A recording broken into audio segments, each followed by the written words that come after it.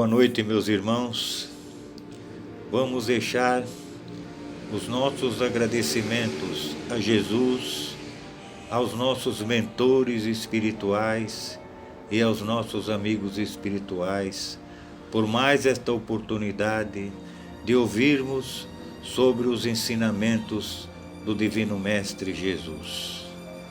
E que todos nós possamos entender que Deus é a inteligência suprema, causa primária de todas as coisas, é generosamente bom e justo, é amor e poder, e que nos ama a todos igualmente, pecadores ou não, e que Ele não entra em nossa casa por ela estar limpa ou estar arrumada, ou por ela ser pobre ou ser rica.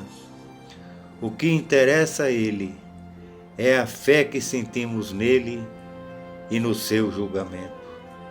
Por isso, nós aprendemos através dos ensinamentos de Jesus que o único caminho de chegarmos até Ele é pelo amor e pelo perdão. Que nós possamos assimilar os ensinamentos de hoje e colocarmos em prática e mantermos a fé e a esperança em nossos corações. Graças a Deus e graças a Jesus. Boa noite. Hoje faz mais ou menos 13 a 14 meses que o Paz e Vida está fechado para receber ao público. Mas a parte social não parou um dia. Nós estamos com a nossa parte social em atividades. E esse é o momento de agradecer a todos os nossos irmãos, principalmente a Dona Vera Cunha, e os irmãos que nos ajudam, trazendo os alimentos para que nós possamos distribuir. Eu quero agradecer a todos, dizer a todos que nós estaremos abertos aqui todas as terças-feiras e sábado, das 8 às 18 horas, para receber os alimentos não perecíveis. Quem quiser colaborar, está aí. Temos uma caseira que vão receber esses alimentos. Muito obrigado. Hoje falaremos da própria vida, que nos ensina num processo de reajuste, provas, a fase da reencarnação. No século XVI, a Europa vivia uma crise financeira muito grande. Portugal, então, organizou um navio que trazia os portugueses para explorar as riquezas do nosso Brasil. Vinha no comando Ernesto Vilas, sua esposa Maria Teresa e seu filho Marcos, de 2 anos. Também vinha um português muito forte, um homem de um coração de pedra, que não media esforços para judiar e castigar os seus semelhantes. E aí, eles vieram e aportaram na região nordeste, numa região rica em madeira, principalmente o pau-brasil. E eles então começaram a abrir as clareiras, construir as suas casas e começaram a derrubar as madeiras para enviar para Portugal. Para que vocês possam ter uma ideia, cada carga que eles carregavam era em torno de 3.000 quilos, ou seja, 3 toneladas de madeira que saía do Brasil para a Europa. Portugal lá se encarregava de distribuir essa madeira para a França, para a Espanha, Itália e etc. O tempo foi passando e eles, cortando a madeira, perceberam que a mão de obra já estava muito cansada, os homens. E eles procuraram então procurar os índios para poder colocá-los a trabalhar na mão de obra. Uma noite eles escutam os tambores rufarem. Então Ernesto Vilas chama Fernando e diz: Fernando, os índios não estão muito longe daqui, eles estão perto. amanhã pega os homens e vai atrás dos índios para captá-los, para trazer eles para trabalharem na mão de obra. E no outro dia cedo, então, Fernando pega alguns portugueses e vão atrás dos índios. E lá ele consegue conversar com o pajé e negociou com o pajé e trouxe 6 índios. Entre esses 6 índios que ele trazia o índio Guarani e Jaci. Era o casamento deles, por isso que os tambores rufavam à noite, porque normalmente o casamento se dá e a festa dos índios fica uma semana, permanece uma semana. Então, Fernando traz os índios começam a trabalhar com os portugueses, tirando a madeira para o Brasil, e a Índia, Jaci, vai trabalhar com Maria Mercedes na cozinha. Então, este índio, como ele tinha casado recente e estava trabalhando já há alguns dias, não tinha visto a mulher, ele tinha muitas saudades dela. Então ele começou a rondar a casa grande e ele um belo dia viu ela na janela. Ele não teve dúvida, ele pulou a janela, abraçou a sua amante e começou a acariciá-la. Quando de repente o menino Marcos diz: papai, tem índio dentro de casa, papai, tem índio dentro de casa. E o índio imediatamente pula de volta à janela e sai correndo. Mas Fernando, coração de pedra, ruim, pega o revólver e nesse momento dá um tiro nas costas dele. E ele perde muito sangue. E Fernando vai atrás dele. E chega um momento que ele cai. E Fernando então pega ele e arrasta ele e traz até o terreiro. E no terreiro então encontra o Ernesto Vilas. Ernesto Vilas fala assim: amarra ele que amanhã eu tomarei a decisão, o que eu vou fazer. No dia seguinte, ele pega, chama os portugueses, manda plantar um pau no centro da vila e lá chama Fernando e ele traga Guaraci. Então trouxe o índio Guaraci e disse: amarra ele. Amarrou ele no pau e ele então ordenou: dá a chibatada nele à vontade. E Fernando, como era um coração de pedra, ele bateu no índio até a morte. Veja bem, Jaci, olhando esta parte, ela ficou completamente descontrolada, ela chorava, ela ficou muito triste de ver o seu marido, então, naquele momento, tanto de apanhar, morreu. Mas o tempo foi passando e ele deixou uma semente plantada, que era a gravidez de Jaci. Jaci estava grávida e, passado o tempo, ela teve uma menina. Então, em homenagem a Maria Mercedes, colocaram o nome dela de Maria. E o tempo foi passando e Maria, então, começou a brincar com Marcos. Marcos também era criança. E eles brincavam o tempo todo, ficaram brincando. O tempo passou, houve um momento que Marcos tinha que estudar. Fernando Lira mandou ele para a França, para estudar na França. E ele foi estudar na França. O tempo foi passando e o Ernesto Vilas, já velho, cansado, mandou uma carta para o rei de Portugal. Olha, eu estou muito cansado, eu gostaria que você mandasse um substituto para mim, porque eu quero voltar para minha terra. E assim, o rei de Portugal disse a coroa, disse: olha, perfeitamente, nós vamos mandar para você um. Assim fizeram, mandaram, e chegou o dia de Ernesto Vilas voltar para Portugal. Ernesto Vilas, Mariazinha, Marcos e Ernesto Vilas. Chegando lá, a coroa portuguesa deu em troca os trabalhos dele, prestado aqui no Brasil, deu uma casa para ele num lugar no centro da cidade. E lá ele ficou morando por um tempo, enquanto Marcos estava na França, concluindo seus estudos. Marcos estava estudando para médico. Passado um tempo, então, Marcos chegou na casa, e quando ele entrou na casa, que ele viu Mariazinha, ele disse: você é Maria? Sim, eu sou Maria. nossa, que linda que você é, como você ficou bonita. Realmente ela tinha os cabelos pretos, os cabelos bonitos, a cor muito bonita também, a cor dela, um bronze muito bonito, e ele ficou encantado. E Mariazinha achou que Marcos estava realmente interessado nela. Então, passado-se um tempo, Marcos chegou e disse assim: olha, Mariazinha, eu comprei uma carruagem e eu gostaria que você fosse comigo estrear a carruagem. E ela então falou assim: ah, eu vou, sem problema nenhum. Ela ficou toda satisfeita, contente, porque ela ia passear. E ela disse: vamos conhecer a cidade? E ele falou: sim, vamos conhecer a cidade. Então ela não via a hora de ouvir os cavalos, né, as patas do cavalo, nos maquidames. Maquidames eram os paralelepípedos que hoje nós temos aqui. Lá chamava os maquidames.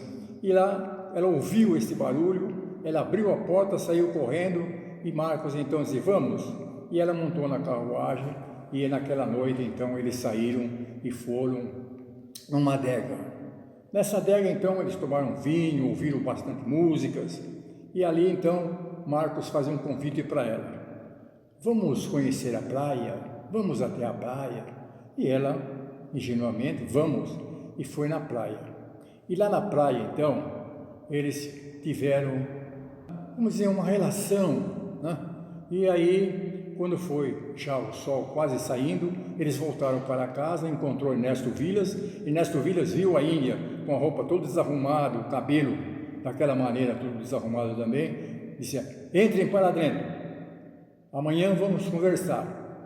Então, o Marco já tinha arrumado um consultório, ele estava trabalhando já.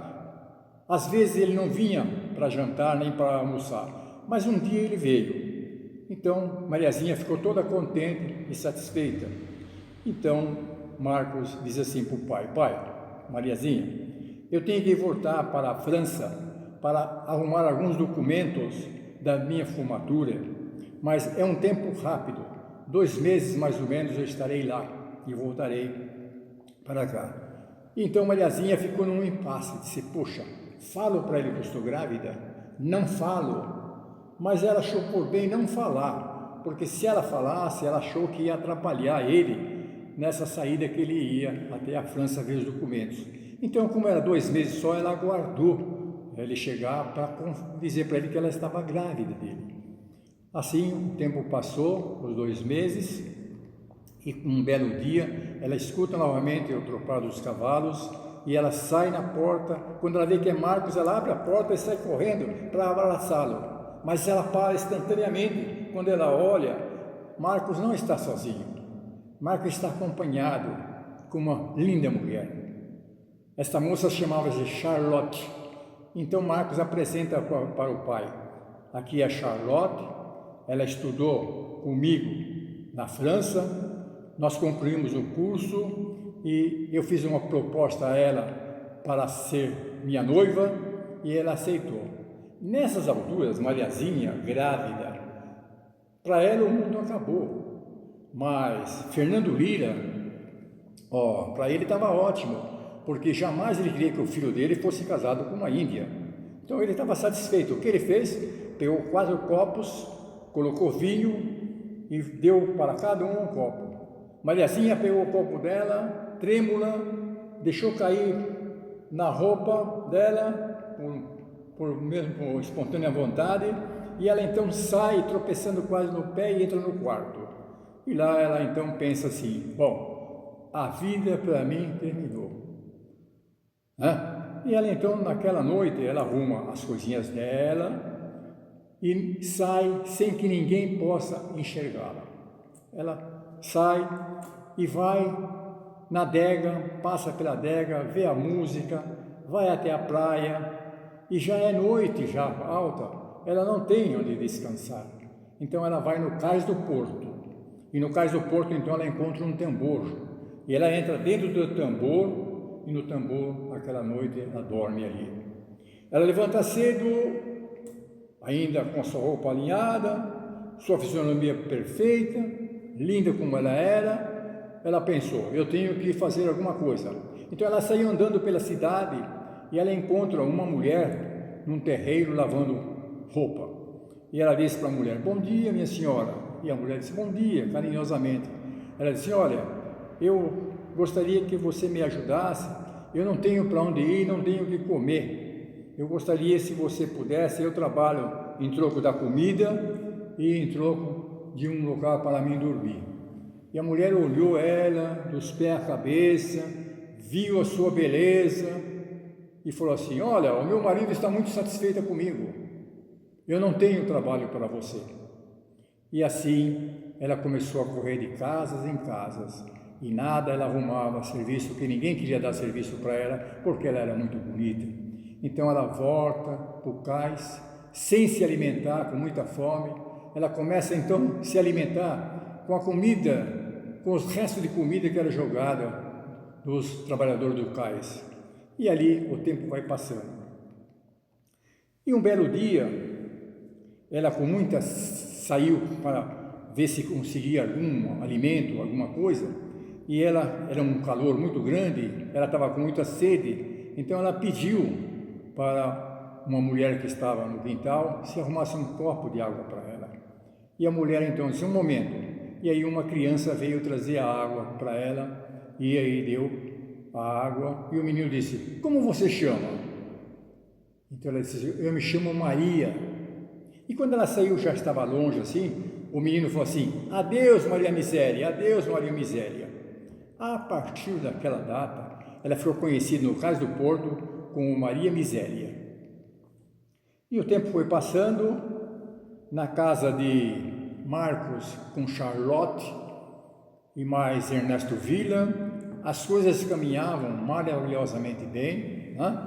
Tinham todos os seus confortos, enquanto Mariazinha e Maria Miséria dormia num tambor. Maria Miséria, quando chegou na época mais ou menos de ganhar a criança, ela saiu desesperada. E ela então encontra uma senhora e diz: minha senhora, pelo amor de Deus, me arrume alguma coisa para mim morar, porque eu não tenho onde ir, e eu estou grávida, estou para ganhar uma criança.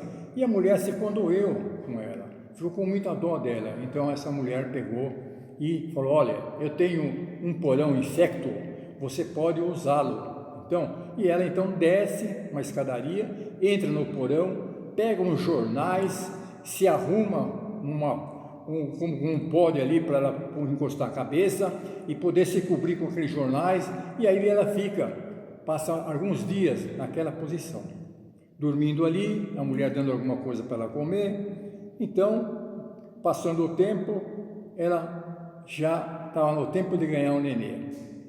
Aí, ela, numa noite, ganha um filho. Esse filho nasce meio raquítico, mas tinha a fisionomia de Guaraci, o seu pai, seu avô.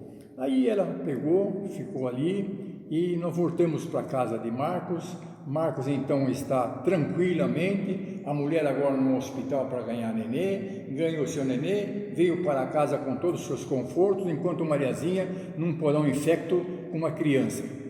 E Mariazinha então achou que a criança estava muito doente, com muita febre, e ela precisava socorrer, porque senão a criança ia morrer. E ela também estava com muita tosse, parecia uma tuberculose.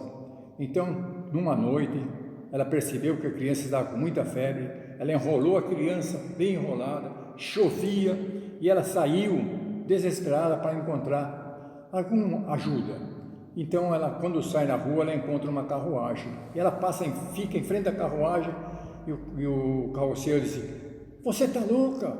Você não pode ficar em frente da carruagem, você vai morrer. E ela diz: pelo amor de Deus, me fala onde tem um médico, que meu filho está com muita febre. E ele diz assim: olha, a 2 quarteirões aqui tem um Dr. Marcos. E quando eu falo Dr. Marcos, ela dá uma encolhida, mas ela pega o filho no colo, quer correr, mas não pode, ela não tem força. Então ela caminha, e quando chega na casa, ela olha, toca a campainha e vem uma atendente. E essa atendente então, ela diz: você gostaria? Ela diz assim: olha, meu filho está com muita febre, eu precisava conversar com o médico para dar algum remédio para ele, ver o que pode fazer. Ela disse: um momento. Aí entrou para dentro, e era aniversário de Marcos naquele dia. Marcos estava com a casa repleta de pessoas importantes, pessoas influentes no seu aniversário.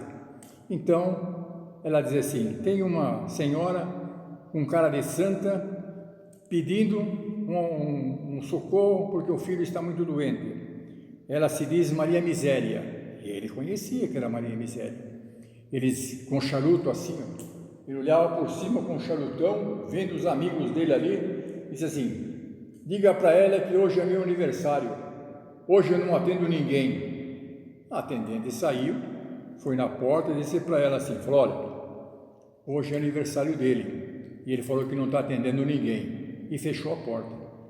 Mariazinha, com seu filho no colo, com aquela febre, ela pensou, saiu andando, sem rumo, sem saber para onde ia, o que fazer, quando ela avistou uma luz, longe, uma luz, e ela se dirige àquela luz, então ela vê, quando chega perto, que é uma igreja. Ela entra, vê os castiçais acesos, não tem ninguém na igreja, ela abraça bem o filho, agasalha bem ele, e vai nos pés do púlpito e coloca o seu filho ali. E ela sai. E naquela noite, ela vai para o cais do porto e morre. E ela é enterrada com um caminhão que passa de manhã pegando lixo, e foi enterrada como indigente. O padre da igreja, quando foi fechar a igreja junto com um amigo, ele diz assim, vamos fechar a igreja e apagar os castiçais. Quando eles vão, eles vêem no púlpito, então, uma criança.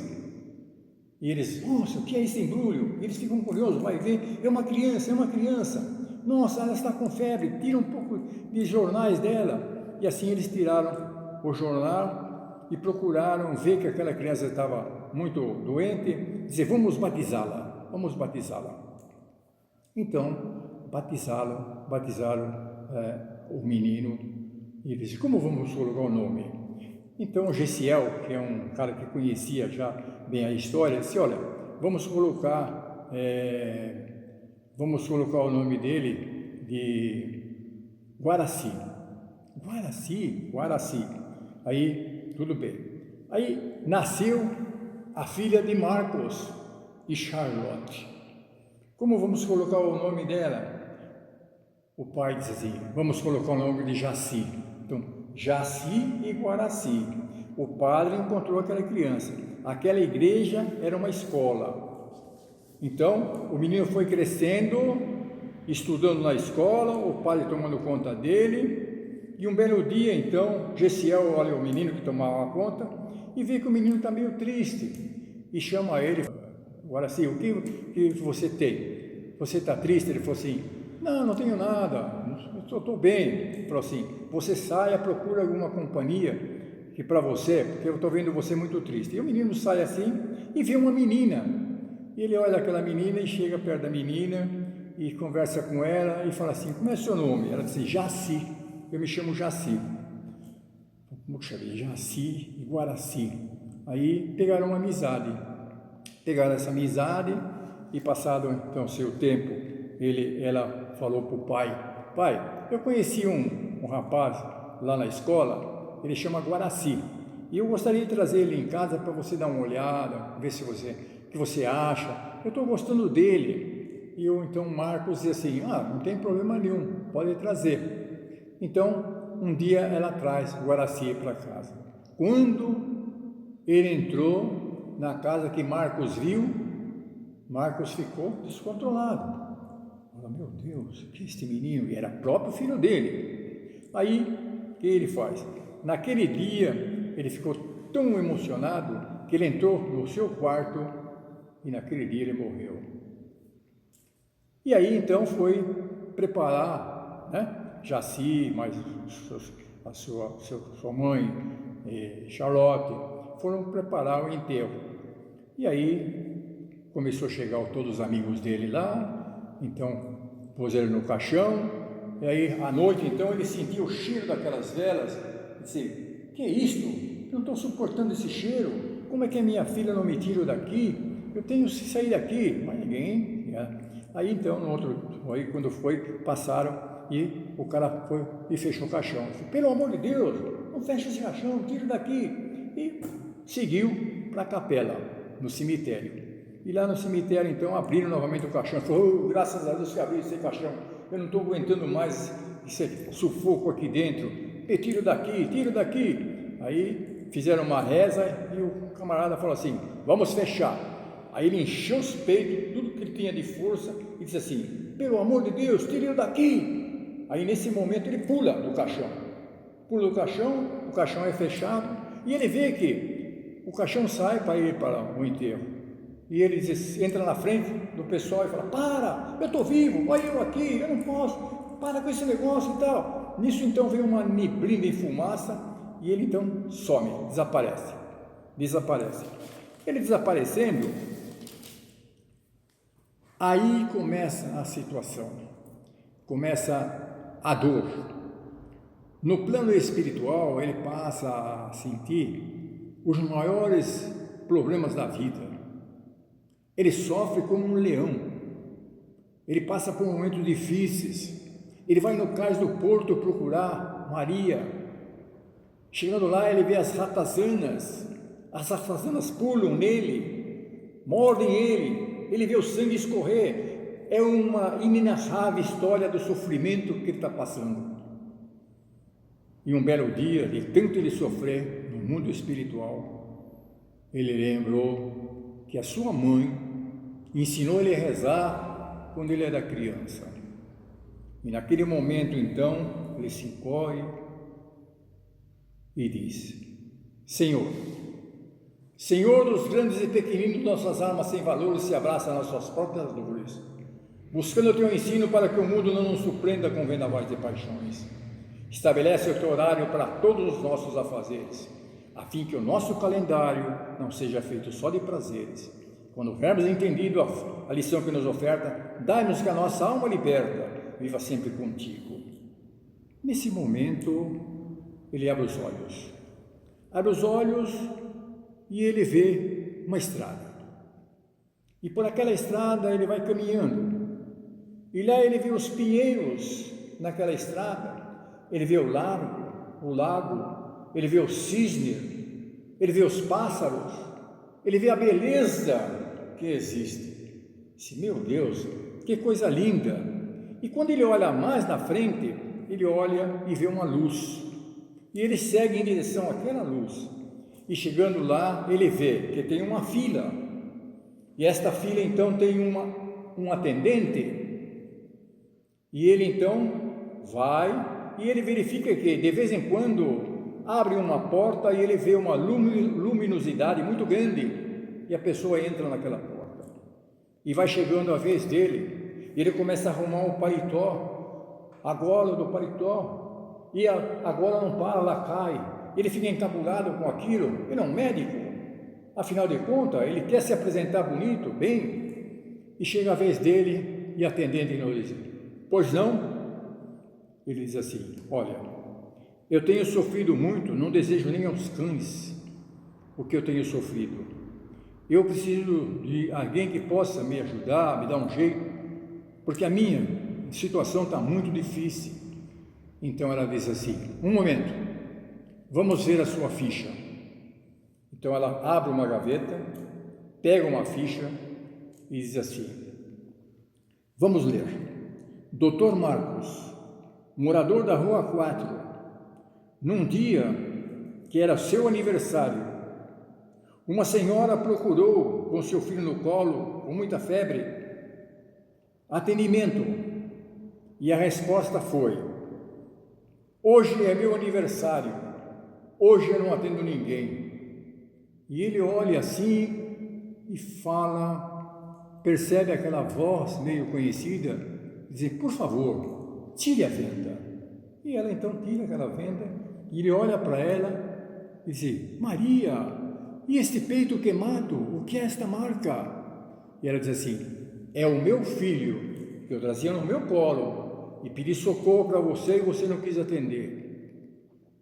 Aí ele diz assim, meu Deus, nem o inferno mereço. Então ela passa a mão na cabeça dele e fala assim, não fique triste, hoje é um dia muito alegre, porque hoje estão casando os nosso filho. Ele dizia, então para, não pode, uma coisa dessa, eles são irmãos. E ela dizia, não, eles não são irmãos.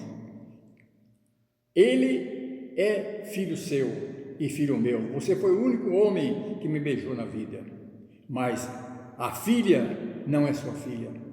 A sua mulher Charlotte, quando veio da França, já veio embuchada. Então ela não é a sua filha. Mas eu fiz tudo por ela. Punha ela no melhor pedestal. Fazia isso, fazia aquilo. Ela novamente passa a mão na cabeça dele e fala assim, olha, fique tranquilo, Charlotte foi uma mulher que trouxe um equilíbrio na sua casa. Vamos entrar por esta porta. E então abraça ele e sai e diz assim, vamos entrar por aqui, porque Deus, na sua bondade absoluta, nos dará para nós uma nova reencarnação, uma nova vida, para que nós possamos, nas nossas experiências, entendeu? A procurar a ser bom, a ser justo, a ser honesto. Nós plantamos nossa semente e somos obrigados a colher. Nós somos a semente. Nós temos que cuidar bem do nosso corpo, para que o nosso corpo possa ajudar as pessoas. Quantos irmãos nossos estão nos hospitais, nos asilos, nos sanatórios?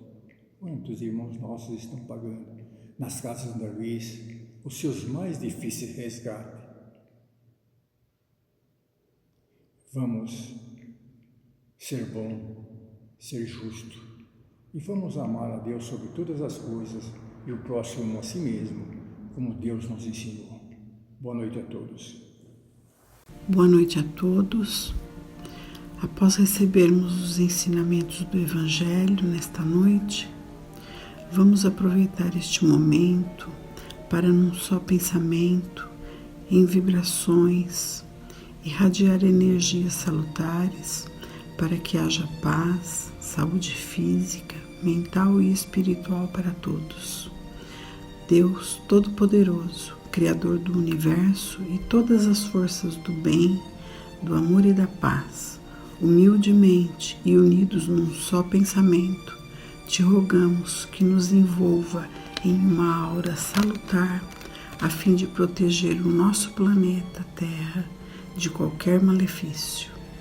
Que o seu amor nos leve à afetividade global, à paz mundial, ao perdão, ao respeito por nossos semelhantes. Queremos te pedir por nossa terra, o Brasil.